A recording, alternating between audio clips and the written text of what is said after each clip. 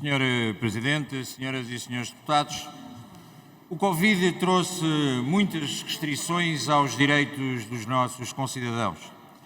Esta nova designação do novo normal limitou muitas das nossas liberdades, direitos e garantias consagrados na própria Constituição.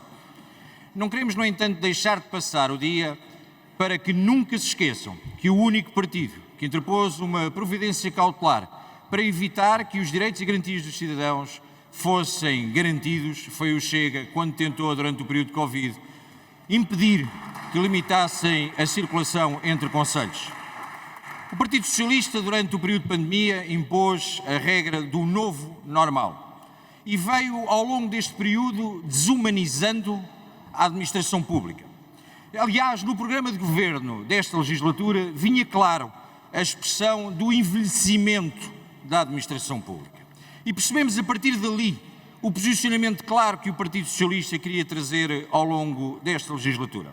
Não conseguem captar o interesse dos jovens para a administração pública e não conseguem captar porque os salários são reduzidos, porque a progressão de carreira não é garantida, porque as carreiras não são revistas e obrigam os jovens a emigrar.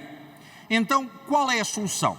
A solução será extinguir os serviços básicos da população, com a desculpa encapotada da modernização e da digitalização. Modernização, sim. Digitalização, sim. Estamos de acordo. Mas não à custa dos mais vulneráveis. Os senhores que passam a vida a rasgar as vestes acerca dos mais vulneráveis são aqueles que agora limitam o acesso a estas pessoas aos serviços públicos. Hoje em dia, o sistema não permite sequer que numa marcação online se identifique se a pessoa é prioritária ou não é prioritária, coisa que a nossa Constituição permite e deveria garantir. Quais foram, no entanto, as medidas que o Partido Socialista, ao longo do tempo, tem feito? Não pensam nos mais velhos, não pensam nos mais vulneráveis, mas apresentou algo fantástico, que foi a tarifa social da internet. Um flop. Quando apresentaram a tarifa social da internet, não conheciam claramente o país real. Apresentaram a medida para 700 mil famílias. Vai atingir 700 mil famílias. Na realidade, os dados provam que a abrangência atual é de 0,06 daquilo que era a vontade inicial e a intenção do Governo. E porquê? Porque nem sequer entenderam que a tarifa social da internet seria imediatamente inviabilizada quando as pessoas e as famílias têm contratos que incluem internet, televisão e telefone.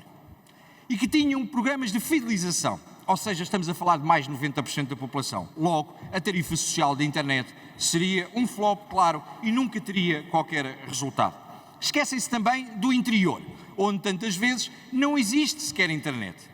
E a política do Partido Socialista tem sido, e podíamos falar da situação de Trás-os-Montes, onde para investir numa rede de dados seriam necessários 12 milhões de euros, mas que não existe e que não existiu investimento. Já o PRR conseguiu contemplar 47 milhões de euros para investir na alimentação de insetos, nomeadamente besouros e larvas. É uma questão de prioridades.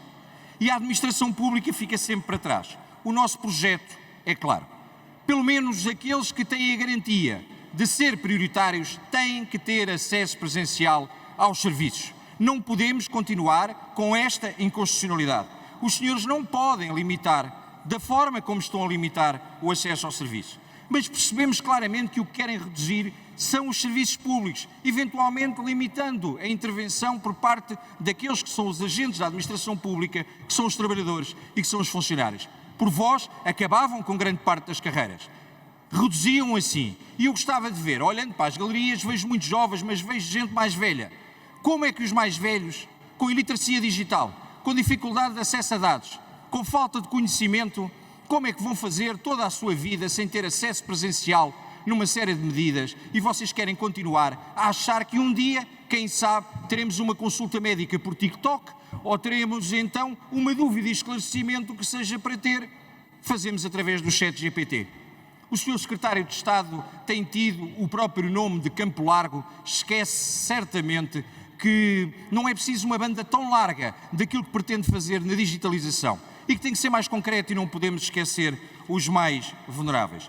É por isso que nós consideramos que não podemos entrar nesta loucura, nesta demanda, que o caminho é a digitalização e a modernização, mas não podemos de maneira nenhuma deixar para trás os mais esquecidos.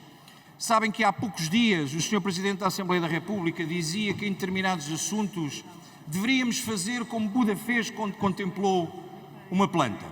A sorte de Buda é que contemplou uma flor de lótus.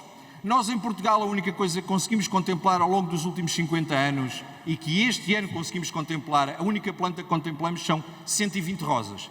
E todos nós sabemos que quando chegamos a casa com 120 rosas, o que nos dizem de imediato é ou já fizeste asneira ou estás para fazer. Obrigado.